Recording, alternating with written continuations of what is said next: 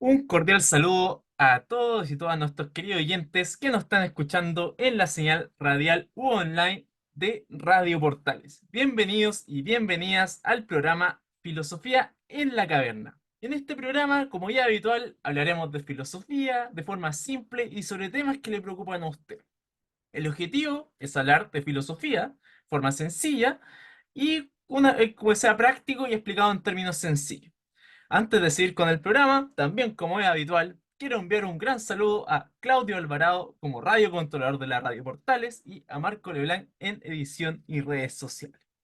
Me acompañan para hablar el día de hoy la democracia, un temazo, Jaime de Rosas, el litigante. ¿Cómo se encuentra hoy día Jaime? ¿Qué tal? Gracias por la invitación. Bien, súper. Está polémico el tema. Es polémico, contingente y es un clásico. Un Es un clásico. clásico que ha estado desde la antigüedad hasta el día de hoy.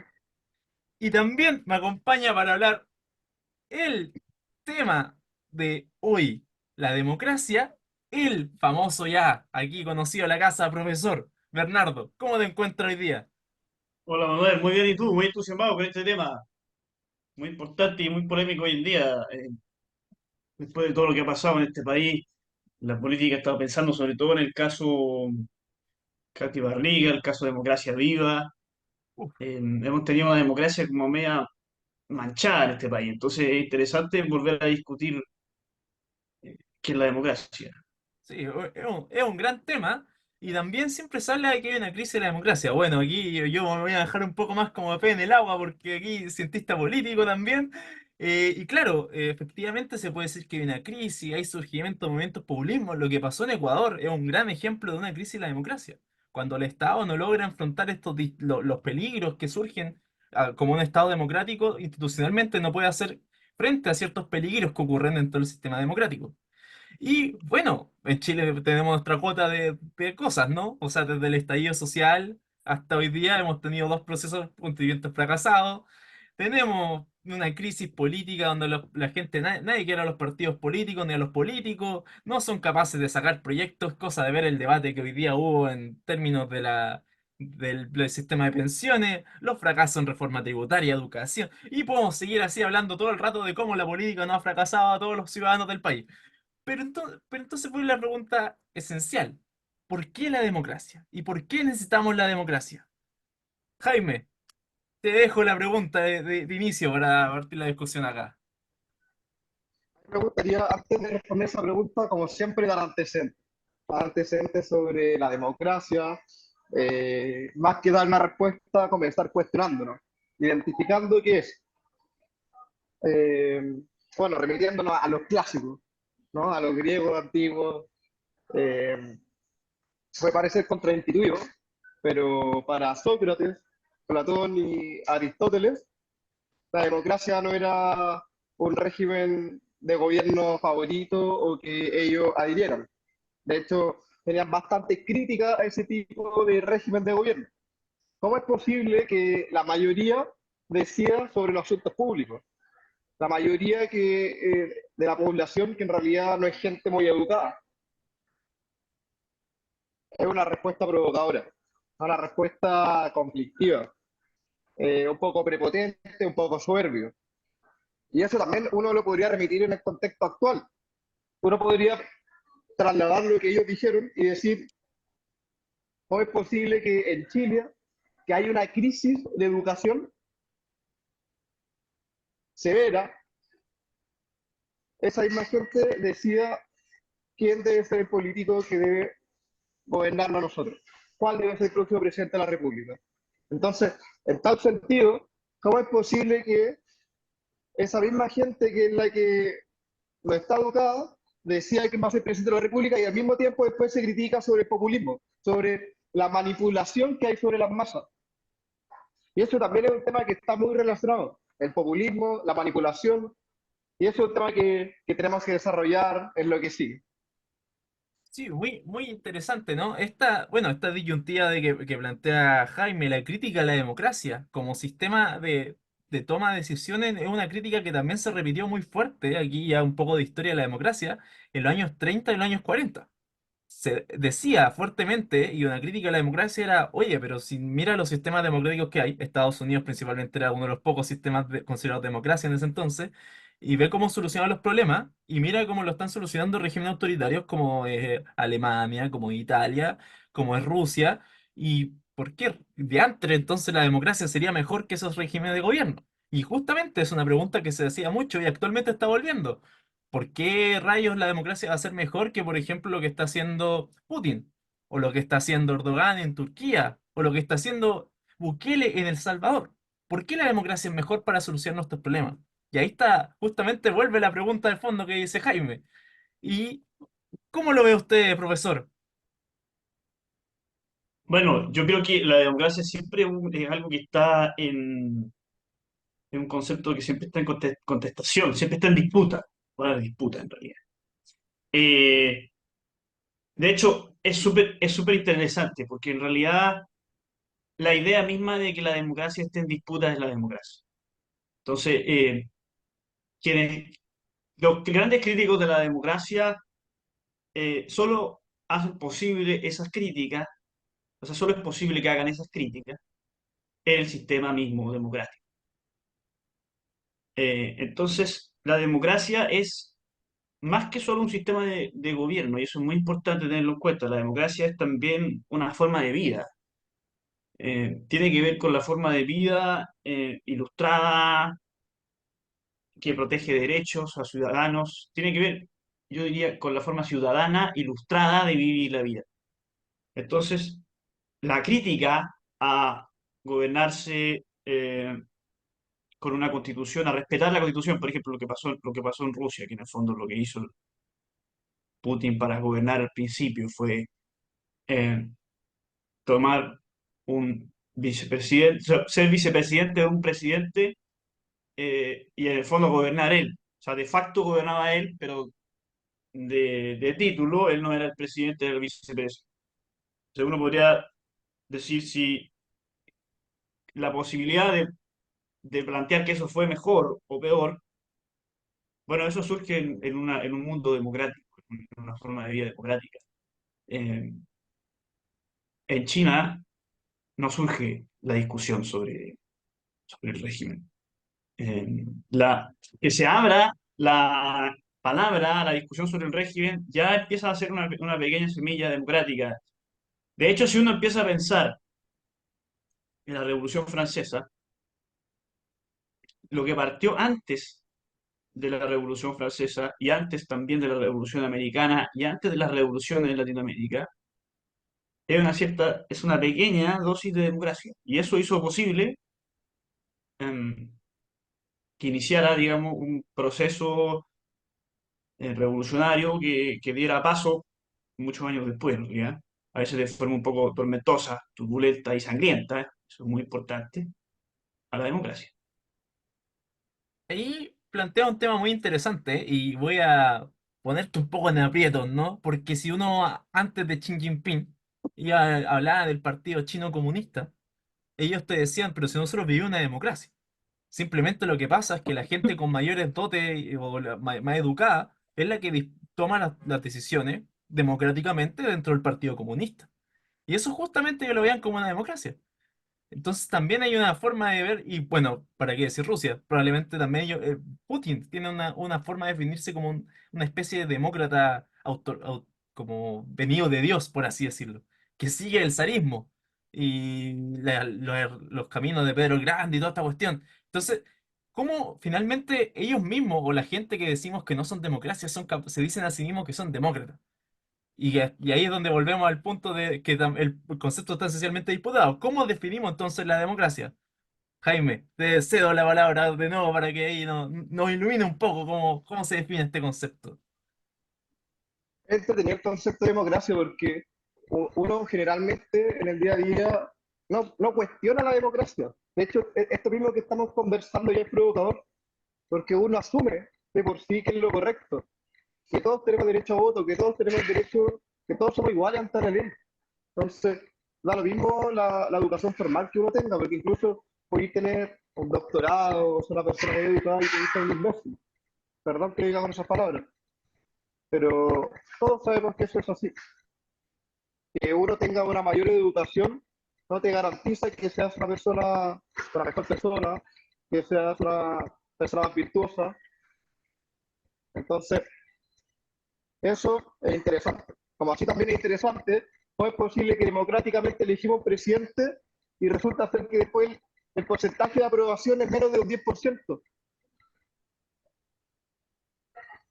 Si fue elegido democráticamente, pero después democráticamente ya no lo queremos. Sin embargo, es quien está gobernando por 4 años.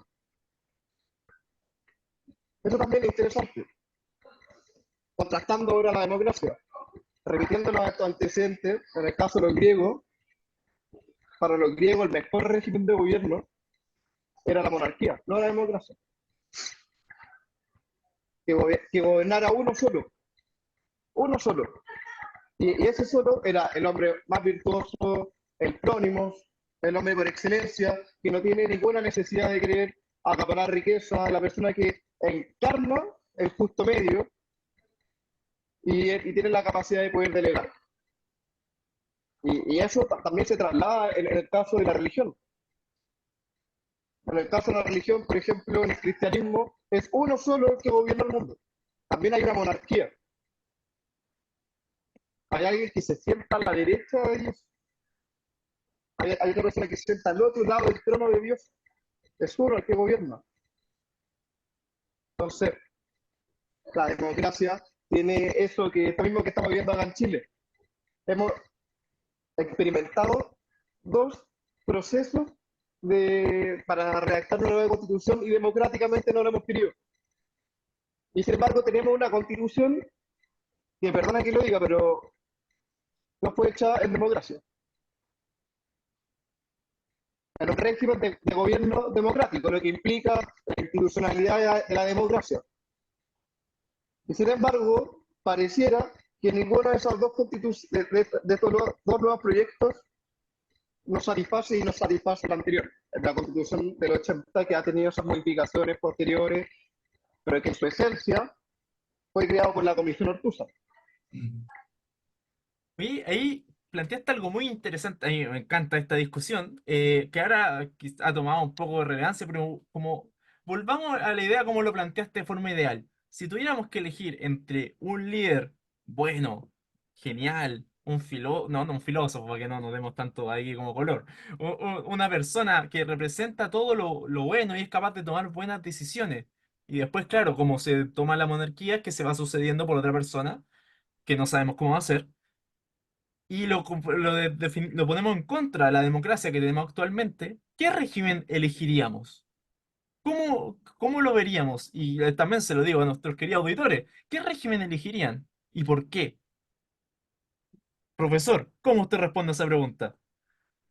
Bueno, esa es una pregunta muy interesante porque en el fondo es como plantearme si pudiéramos volver a los faraones. El faraón era alguien, un cargo divino, que a veces decían los egipcios que tenía un sentido de resguardar el orden cósmico. No era una gobernanza de los seres humanos, del tema como humano, sino que ya era una cosa cósmica. Eh, Diríamos que estaba designado, elegido por los dioses. Entonces, diríamos que era un gobernante que no era posible que se equivocara, no era posible el error. Si eso sería mejor que la democracia, yo creo que por ningún motivo. Yo creo que ese fue el gran aprendizaje histórico de Occidente, digamos.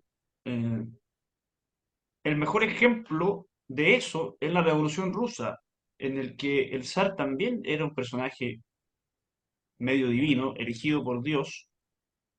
De hecho, es súper interesante cuando uno estudia lo que empieza a pasar en Rusia antes de la revolución y se da cuenta que en realidad todas las malas decisiones que toma el zar no son vistas por el pueblo como malas decisiones del zar, sino que son vistas como que el zar está mal aconsejado, porque el zar no se puede equivocar. Entonces, eh, ¿cuál es el problema de un gobernante perfecto? Un gobernante que no se puede equivocar. Es un gobernante que nadie puede contestar, que nadie puede discutir, que nadie puede poner en disputa sus decisiones. Eh, y eso yo creo que es lo antagónico a la democracia. Entonces yo creo que en esta discusión hay que volver a centrarse en la pregunta, ¿qué es la democracia? Y ser bien preciso con un cierto mal, yo he dicho otras veces que aquí estamos como en una ilustración fruna. Creo que en este tema, sobre todo, es como el más pervertido de todos los temas de la ilustración. eh, creo que hay una tendencia muy grande a confundir la democracia con mecanismos de decisión. Eso no es la democracia. Planteaste algo ahí muy importante, que la democracia no es un mecanismo de decisión, y justamente aquí mojarme, no, de hecho no, voy a decir una definición con la que no estoy 100%, no estoy de acuerdo, pero que una definición que de hecho volvió hace poco, nos visitó un cientista político, filósofo famoso dentro del área de ciencia política, que es Adam Przeworski, habla español muy bien, de repente habla en CNN en español por si dan la vuelta y ven a un tipo que tiene un apellido polaco y no saben quién es, bueno, probablemente sea él. Es una persona muy cuerda de ciencia política, y él es el defensor de la idea mínima de la democracia.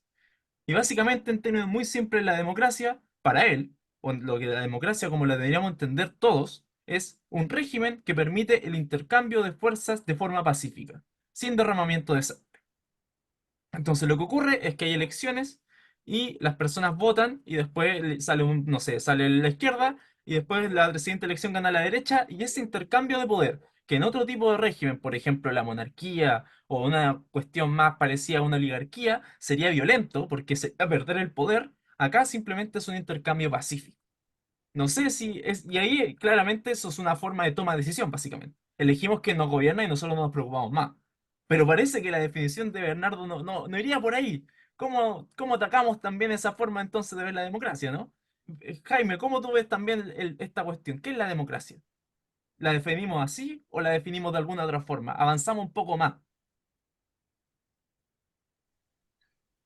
Es interesante ver eso también de cómo, a ver, seguir revolviendo, ¿sí? Porque la experiencia, en el caso de la Segunda Guerra Mundial, que tuvimos ahí en el siglo XX, fueron decisiones democráticas.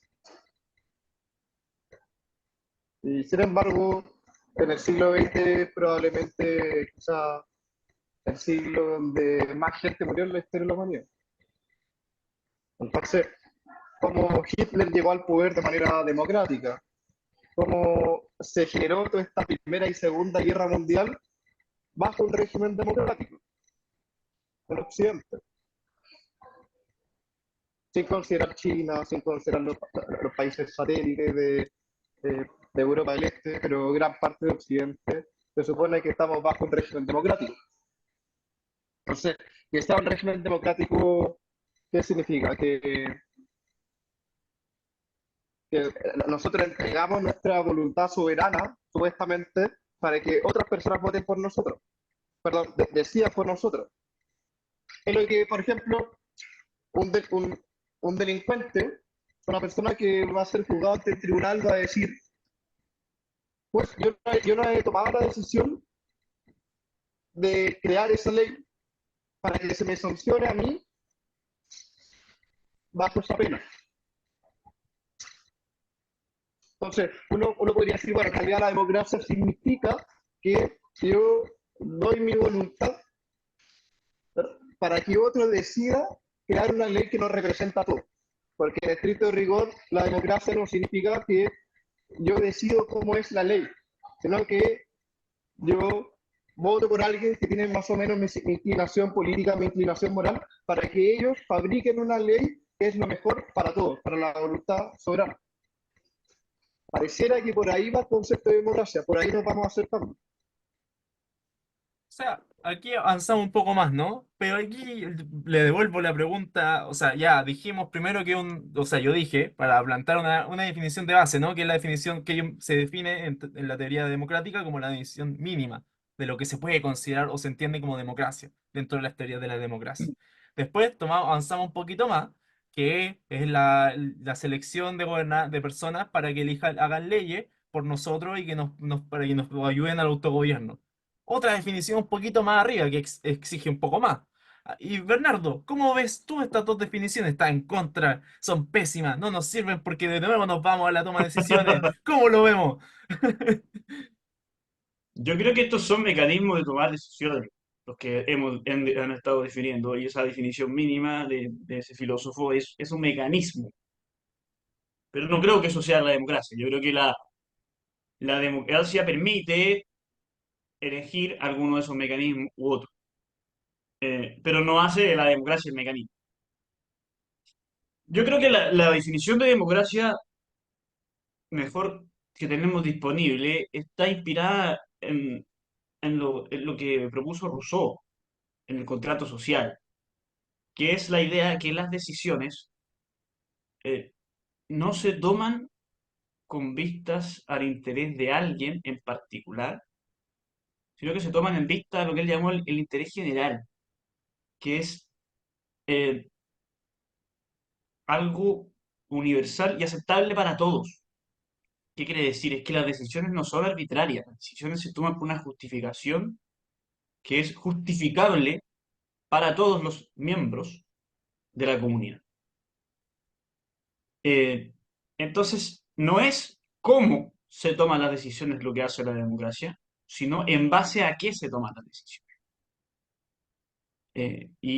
Y por eso a veces confundimos a Rousseau como con alguien que cree que todo esto de la voluntad general es que todas las cosas, hay como una caricatura de Rousseau como planteando que todas las cosas se toman por decisión de mayoría, que eso es lo que él quería decir cuando dijo la voluntad general. Pero cuando él dijo la voluntad general, lo que quería decir era la voluntad, o sea, tomar una decisión, no en base al interés tuyo o mío o que lo elija alguien, sino en base al interés de todos.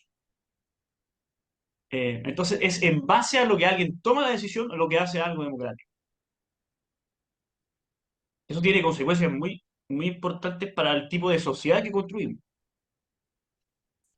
Y no solamente para el tipo de sociedad que construimos, también básicamente acabas de decir que no vive una democracia. En términos llanos y sencillos. Aquí el profesor nos acaba de decir que todo el mundo no vive una democracia porque claramente ninguno de los políticos responde a un interés fuera de lo que responde su partido, ¿no? Y ahí tendríamos un problema, justamente porque ¿cómo com- compatibilizamos o resolvemos esta cuestión de los intereses particulares que cada uno quiere impulsar con los intereses comunes que muchas veces son muy difusos en sociedades tan plurales como las nuestras? O sea, yo creo que si le pregunto a cada persona cuál sería el mejor sistema educativo, cada persona de Chile me va a dar una respuesta distinta que no nos va a que nos va a decir, hacer muy difícil construir una forma común. Justamente con esta pequeña problema, que es justamente problema, cómo vivir una democracia, no, qué es una democracia, cerramos para ir a nuestra pequeña pausa musical. Nos vemos a la vuelta, esto es Filosofía en la Caverna. Bienvenidos y bienvenidas nuevamente a Filosofía en la Caverna. Aquí estamos hablando sobre el tema la democracia. Un tema muy especial, ¿no? Siempre hablamos de nuestra democracia y lo que está pasando actualmente en la democracia y qué podemos hacer al respecto, qué entendemos por democracia, qué podemos hacer frente a todo esto que está pasando. Bueno, y vamos a la pregunta esencial, ¿qué es la democracia?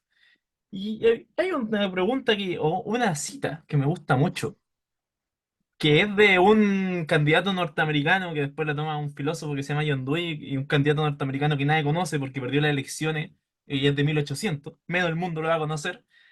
Y básicamente la cita es: los medios por los cuales una mayoría se transforma en una mayoría es lo más importante. Y con lo que se quiere decir todo esto es que no sé si o no se acuerdan que siempre dicen que hay participación ciudadana, de que escuchamos la voz del pueblo y por eso tomamos esta decisión. Bueno, John Dewey dice, es que esos no son los medios. Los medios es la opinión pública, cómo se conjugan las votaciones, cómo funcionan los partidos políticos, cómo funcionan los políticos, cómo funcionan los diarios, cómo los académicos funcionan dentro de la esfera pública. La democracia se entiende como un nodo, básicamente. Es un conjunto de pequeños sistemas que todos tienen que funcionar en conjunto para que el sistema realmente se pueda considerar democrático. Si no, lo que empieza a pasar es que se empiezan a degradar y empezamos a ver que los políticos empiezan a hacer estas cosas como medias raras, ¿no? Como, no, es que yo escuché la voz del pueblo porque me junté con una junta de vecinos, ni siquiera una junta de vecinos, se juntó con gente de su partido que lo fue a hacer el palo blanco de una junta de vecinos y dijeron, no, esto es lo que el pueblo quería, ¿no? Y es una crítica también fuerte, por así decirlo, desde la antigüedad, ¿no? Aquí estamos con Jaime que nos puede explicar un poco también cómo es esa crítica de la antigüedad a esta cuestión, ¿no? Al demagogo, básicamente, se transforman en eso. Claro, sí. A mí también me surgen estas dudas y que es la duda, que el comentario del ciudadano promedio hasta el día de hoy, que es, salimos el presidente que salga porque yo igual tengo que ir a trabajar mañana. Entonces, pareciera que la democracia se vive cuando uno va a votar por en las elecciones presidenciales o cuando va a votar por un diputado y un senador. Parece que la democracia es solo eso. No sé, tú nos puedes enseñar más. Y yo tampoco estoy diciendo que solamente sea eso, pero pareciera que esa es la impresión que tiene el ciudadano promedio. Eso es la democracia. También otra cosa que es interesante, cuando uno piensa en la democracia, piensa solamente en el presidente de la República. Pero hay tres poderes en el Estado. Además del poder ejecutivo, está el poder judicial, y hay un presidente del poder judicial que también tiene una cuenta anual, igual que el presidente de la República. Y también está el poder legislativo, que también tiene una cuenta anual. Y uno cuando piensa en democracia piensa solamente a veces en la cuenta anual del presidente de la República. Y cuando piensa en democracia piensa solamente, por ejemplo, ahora en Boric, o en Piñera, Bachelet. Pareciera que la democracia es solamente eso, pero hay más cosas. Oye, ahí Y planteaste algo muy interesante, ¿no? Que una crítica del ciudadano común a como, oye, yo voto una vez, y una crítica que incluso ocurre también en la academia, como la democracia se entiende simplemente como un sistema de votación y nos olvidamos del resto. ¿Y eso es realmente la democracia? O más bien, ¿así deberíamos entender la política o cómo funciona la política? Y claro, ahí es cuando generalmente se dice que los partidos políticos deberían recoger las opiniones de las personas y seguir los mecanismos de participación y que básicamente canalicen las demandas ciudadanas, ¿no? Eso es como para la democracia representativa en términos ideales, que los partidos políticos funcionen y nos ayuden. Claramente eso no pasa actualmente. Justamente está el problema, que es que los partidos se transforman en plataformas para que ciertas personas surjan y se transformen como en líderes personalistas dentro de los partidos, más que el partido se transforme en una plataforma para que las personas sean escuchadas. Y nadie quiere participar en los partidos políticos. Creo que actualmente en Chile hay 500.000 personas aproximadamente que pertenecen a un partido político, entre todos los partidos políticos a nivel nacional. Y en Chile ya somos más de 20 millones de personas. O sea, realmente a nadie le interesa la política, o más bien yo creo que a nadie le interesa la política, es que a nadie le interesa cómo está funcionando la política actualmente. Y ahí está el problema, o cómo se podría entender la crisis democrática, ¿no? Y justamente me gusta esta cosa, no sé si es de Platón necesariamente, o de Sócrates o de Aristóteles, creo que no era ni de Platón ni de Sócrates, ni tampoco Aristóteles, que es como que el puñetazo creo que se llama el texto, no me acuerdo, pero era un texto de la antigua Grecia, que era una crítica a la democracia, y decía básicamente, pero es que realmente la gente va a la asamblea, calienta el asiento, se sienta, espera que le paguen la moneda y después se va a su casa y no pesca la democracia, no le interesa. Entonces, ¿por qué rayos necesitamos una democracia? Si realmente lo que quería pasar es que la gente que le interesa los asuntos públicos debería ser la que tome las decisiones y no las personas que no están ni ahí. ¿Cómo? Y esa es una crítica muy fuerte a la democracia, o como la democracia de ese entonces y también cómo se puede entender actualmente. De hecho, también es un movimiento, así como decir, solamente la gente que le interesa los asuntos públicos debería poder opinar sobre eso. A mí no me parece que así sea lo correcto, pero también una postura, ¿no? ¿Cómo lo ves tú ahí también, Jaime? es interesante lo que estás diciendo porque eh, Jenofonte, en su obra La República Los Atenienses, hace precisamente una crítica a la democracia de Atenas. Y va en el sentido de lo que tú estás diciendo justamente. Dice, bueno, en realidad la democracia se disfraza de algo aparentemente bueno donde se toman las decisiones que es lo mejor para todos. Pero la realidad es que no es así. Se da cuenta de que hay justicia para ricos y justicia para pobres. Que pareciera que es lo mismo que está pasando hoy en día. ¿cómo es posible que sigamos viviendo en democracia y resulta ser que el que contrata el mejor abogado o el que tiene más plata no se va a ir preso? Entonces, y es una república, o sea, esa es una crítica que hace Xenofonte. Y da cuenta que en realidad, en el caso de Atenas, se caracteriza por ser supuestamente tribunales que imparten justicia, que es lo mejor, pero en la práctica lo que había era un incentivo para que los extranjeros, los que eran ciudadanos, aquellos que no eran ciudadanos griegos, en este caso particularmente atenienses, resolvieran sus conflictos en Atenas, porque sabían que si resolvían sus conflictos en Atenas, ellos iban a salir favorecidos económicamente. Y al mismo tiempo, Grecia salía favorecido. ¿Por qué? Porque potenciaba el turismo, potenciaba el ingreso de el arca fiscales por cobrar que vinieran estos extranjeros. Se les cobraba. Y también eso también implicaba la circulación del tráfico comercial, porque traía nuevas especies, nuevas especies. Entonces, en ese sentido, se disfraza la justicia. Bueno, Entonces, ahí sí. planteaste algo muy interesante, ¿no? Que es como, aquí tú puedes profundizar un poco más, que es el concepto de igualdad ante la ley, ¿no? Que es como también una de las bases de la democracia que va por justamente el poder judicial. Aquí nos puede ilustrar el Jaime al respecto. No, claro, efectivamente, porque dentro de la democracia se potencia el concepto de isegoría. ¿Qué es el concepto griego? Isegoría, que es el concepto de igualdad ante la ley. Y esa igualdad ante la ley significa el derecho a votar en la ley.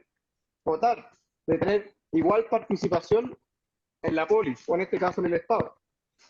Y eso también es interesante, ojo, porque sigue vigente en el sentido de que de repente uno dice, ah, estos jueces son demasiado garantistas, o los jueces están a favor de, ¿cómo es posible que los jueces tomen esas decisiones? Pero ojo, porque resumiendo bastante, simplificando mucho, los jueces son la mera boca de la ley. Entonces, en tal sentido, muchas veces los jueces están atados. Les doy un caso muy famoso, que el caso de la colusión de los pollos, o el caso de colusión de las farmacias, no había sanción penal frente a esa colusión, solamente había sanción civil. ¿Por qué? Porque en el derecho penal, para ser sancionado, tiene que estar tipificado, tiene que estar expreso en la ley. Recién ahora, con la nueva ley de delitos económicos, un tema muy bullado, que entró hace poco en vigencia, va a haber pena de cárcel para los delitos económicos, cosa que antes no pasaba. Entonces, uno puede decir, ¿cómo es posible que los jueces no metan presos a aquellos que cometen delitos económicos que son gravísimos? Por ejemplo, hacer uso de información privilegiada por millones de dólares. Hoy en día sí hay sanción penal. Entonces, también hay que tener ojo con eso. Es un tema interesante. Es parte de lo que se entiende de lo que es la democracia. Ahí justamente planteaste un tema muy interesante que vuelve a la cita del comienzo, ¿no? Que era básicamente los medios por lo cual una mayoría se convierte en una mayoría son lo más importante para decir justamente cómo funciona la democracia. Y ese es un nodo muy importante. Muchas veces yo también, uno desconoce, también no todos somos, de hecho, pueden ser hasta abogados que se aprovechan de eso para intentar impulsar su agenda política, más que decir como, mira, lo que pasó es que no está tipificado el delito y por eso no se puede hacer esto. Impulsan y empiezan a socavar esas bases de la democracia, ¿no? Porque uno lo primero que ve es, mira, no somos todos iguales, pues esto está pasando porque no somos todos iguales, no porque no hemos avanzado en tipificar las cosas que como comunidad política creemos que es un delito. Y justamente se empiezan a dañar como estas cosas que definen la democracia, ¿no? Profesor, ¿cómo lo ve usted, ¿no? Especialmente también, quizá que le voy a repetir la frase, ¿no? Porque una frase de John Dewey, que básicamente dice, los medios por los cuales una mayoría se convierte en una mayoría, se convierte en gobierno, gobierna en una democracia, son lo más importante. Y eso quiere decir básicamente que todos los nodos, todas las cosas, la opinión pública, los políticos, las instituciones, todo tiene que funcionar como una forma de vida democrática para que podamos decir que vivimos en democracia. Si empiezan a fallar estas cosas, que el ejemplo de Jaime me parece extraordinario para ejemplificar ese punto, que es básicamente una parte de cómo entendemos o cómo se presentan las cosas del Poder Judicial, que muchas veces son muy complejas y son una base importantísima para nuestra igualdad ante la ley, se socava y se empieza a dañar esta idea de los medios por lo cual nuestra democracia funciona son lo más importante, porque se empiezan a socavar, como a destruir, ¿no? ¿Cómo lo ve usted, profesor, en ese sentido? A ver, yo creo que, que Dewey de alguna manera apunta también a lo que apuntaba Rousseau, que sea en base a qué se toman las decisiones lo que eh, haga el régimen democrático y haga a la sociedad democrática. En realidad no es solo un régimen democrático, en realidad decir que un régimen es democrático es mucho más decir, es decir mucho más que un régimen es democrático, es decir, que la sociedad es democrática. Y creo que eso apunta a en base a qué se toman las decisiones. Lo- Creo que hemos confundido la noción griega de democracia, la noción de Aristóteles, Platón, que está definida por ellos como lo que es un régimen democrático, y eso pasó a la Edad Media, con lo que los ilustrados entienden por democracia. Sobre todo Rousseau, y después eso pasa a Kant, eh, y en un sentido mucho menor en Locke, pero sí en Kant y Rousseau se puede ver, y después en Hegel y pasa a algunos filósofos, pero hoy en día estamos como entre dos sentidos que no son lo mismo de democracia, como el sentido ilustrado y el sentido griego. Y eso es importante distinguirlo, porque esa confusión nos ha llevado a entender la democracia como el gobierno de la mayoría, a pesar de que la frase de, de Dewey apunta a eso, pero apunta más bien al por qué se tomó, qué está detrás de la decisión de la mayoría. Y creo que ahí hay una confusión grande, porque no es solo que la decisión sea tomada por la mayoría o que las cosas se voten, que las cosas sea... La democracia no es solo participación. La democracia es en base a qué está hecha esa participación. ¿Cuál es la razón de esa participación? En base a qué se toman las decisiones. Para evitar algo que es el verdadero mal que los ilustrados encontraron en la monarquía, que es que las decisiones sean tomadas arbitrariamente, no tengan base. Eso no es lo mismo que la democracia griega, es un tema muy distinto. Ahí yo creo que tengo un punto justamente contra Rousseau, ¿no? Porque yo creo que la forma en que Rousseau ve la... Yo creo que Dewey y Kant después se distancian un poco de eso, porque Rousseau también era un poco extremista para sus cosas, ¿no? Rousseau terminaba diciendo básicamente que la forma, la voluntad general era la que tomaba la decisión y cada uno, la forma en que uno se entendía la libertad era que justamente si como uno de la parte de la voluntad general, uno era libre en tanto entendía que esa ley se la dio a uno mismo y por lo tanto la seguía, ¿no? Pero, ¿qué pasa en un mundo tan plural donde tenemos comunidades más atómicas, tenemos cuestiones más chicas? ¿Y cómo se genera esa voluntad general? Y yo creo que ahí Rousseau se cae. Para mí Rousseau tiene un límite en ese sentido. Nos sirve para muchas cosas, hay un gran autor, pero yo creo que termina siendo justamente un autor que nos lleva a la arbitrariedad más que a la democracia como tal, ¿no? Esa es como mi crítica aquí a Rousseau fuerte. Y no sé, y cómo tú también lo ves, Jaime, ¿no? Antes que el profesor nos rebata y se enoje y no ataque. Exactamente. Eh, la teoría de Rousseau es interesante. Es un poco esto de lo que decía Bernardo y también del ejemplo que di yo. ¿Cómo es posible que esta persona que se presenta frente al juez diga, pero su señoría, yo no he decidido por esta ley para yo ser sancionado a mí mismo? ¿Cómo es posible? Esa ley a mí no me representa, yo no he votado por esa ley.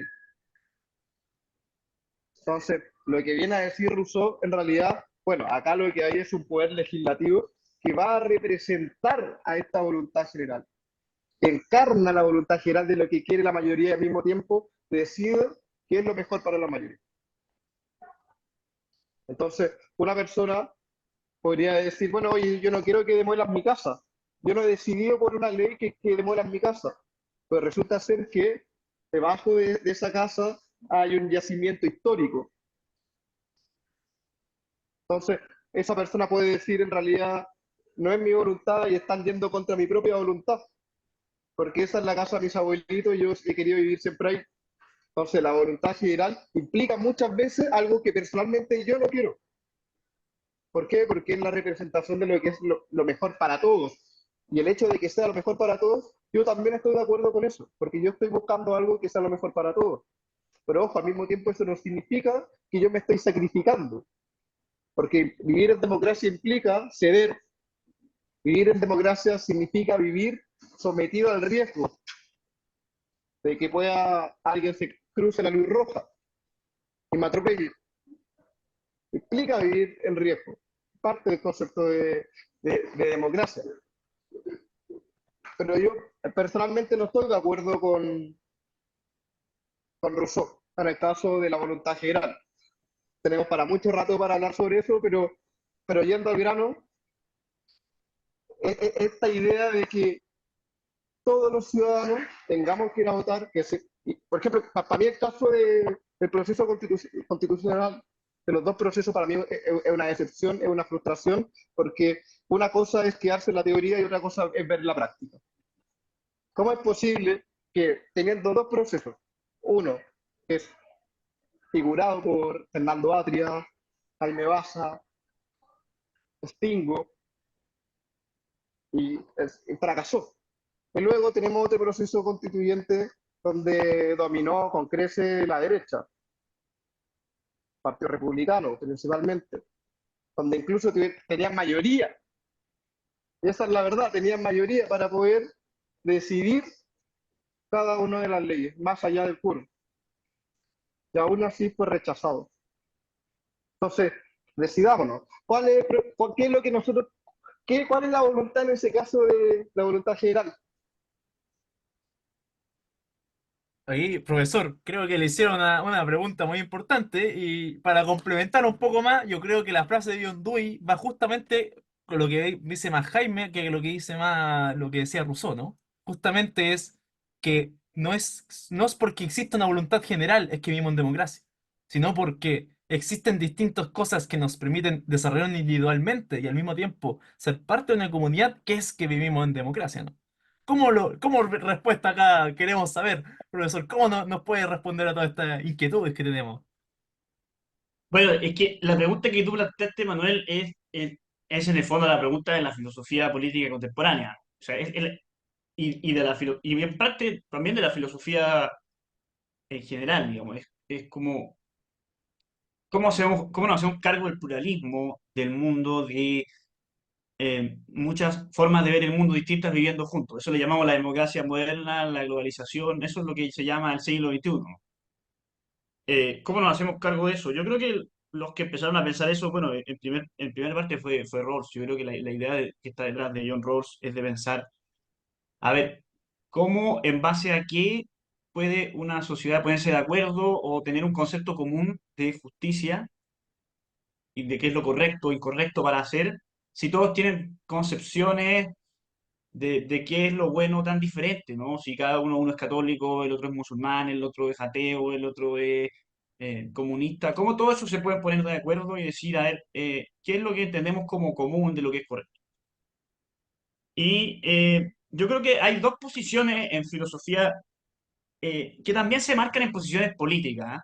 Yo creo que buena parte de la posición que inspiró lo que llamamos populismo en un programa que está inspirado en la filosofía de Néstor Laclau, de Chantal Mouffe, es la idea que está heredada un poco de algunos postmodernos o que en realidad estaríamos en un mundo en el que tenemos concepciones irreconciliables, que tenemos concepciones de lo que es la realidad que no podemos como confrontar, porque los supuestos en los que nos basamos son tan diferentes que no podemos llegar a ningún tipo de acuerdo. Es como dos personas que hablan dos idiomas diferentes. Yo voy por un carril, tú vas por otro carril, no llegamos nunca a algo. Ahora, lo interesante es que hay otros filósofos que han surgido como a contestar eso, que ha sido, bueno, uno que me gusta a mí mucho, que es Richard Rorty, que a veces lo ponen como en el carro de los posmodernos, pero él es como un posmoderno medio rebelde, entonces de repente está como entre los posmodernos y está como saliendo de la. Y uno que es muy importante hoy día, que es Jürgen Habermas, un filósofo alemán. Y ellos han tratado de recuperar algo que era lo que tenían pensado los ilustrados, pero cómo hacerlo en una sociedad plural, que es esta idea de poder recuperar algo así como una racionalidad común. Eh, es súper interesante cuando uno se plantea, por ejemplo, plantea el caso de los idiomas, como que da la impresión de que si dos personas hablan dos idiomas diferentes, es imposible que se pongan de acuerdo en algo, pero hay un acuerdo tácito debajo de esos dos idiomas, que por ejemplo los sustantivos son los que se nombran para decir cosas, y alguien que habla en alemán y otro que habla en español son muy diferentes, pero los dos tienen ese acuerdo tácito y de alguna manera en algo se entienden. Eh, y hay otros miles de acuerdos que damos por hecho. Entonces, en el fondo, lo que el desafío de algunos filósofos sería ir a pensar, bueno, ¿cuáles son los acuerdos que están detrás de los que de las distintas visiones y cómo podemos llegar a algo común? Yo creo que ese es un desafío que hay que construir. Todavía es posible pensar que las decisiones se toman de forma como la voluntad general. Yo creo que renunciar a eso es un poco el precio que puso la modernidad que, no, que terminó derivando la defensa del populismo, lo que quieran las mayorías. Ahí yo creo que también hay un punto que quizás le estáis dando mucho, ya para ir cerrando, ya que nos queda muy poco tiempo de programa, le está dando mucha importancia a Rousseau más que a los otros filósofos, porque no creo, Habermas no se inspiró en Rousseau, su inspiración es kantiana, y Rawls también su inspiración, bueno, también se inspiró en Rousseau, pero es más kantiano y bueno, hay muchos que dicen que es russoniano después, pero hay una discusión académica que es un poco latera, pero, pero Pero es también, medio rusoniano, sí. sí, también es russoniano. Pero diferente. Estoy de acuerdo Sí, que no, no es como ser fundamentalista con Rousseau, sino que es una visión de que tiene inspiración rusoniana, pero no es la misma. sí, ahí yo Oye, creo que ahí está oye, Eso el es muy punto. importante. Sí. oye, me Ah, gustaría hacer algo breve que ya no va para este capítulo, da para otro, que al final uno de los fundamentos del concepto de democracia vendría siendo el concepto de dignidad humana y el concepto de igualdad. Y dentro de lo que se fundamenta la concepción de la democracia están los derechos humanos. Cuando vivimos en democracia, lo fundamentamos en la dignidad humana, en la igualdad y en los derechos humanos. Eso ya es un tema para próximos capítulos, pero son elementos que son trascendentales para poder entender el concepto de democracia. es verdad, no hemos tocado los derechos humanos y la dignidad humana. Realmente queda para un próximo capítulo que realmente es un temazo y hay una discusión tremenda actualmente. Incluye animalismo. Y ahora vamos a la sección, antes de ir para allá y cerrando.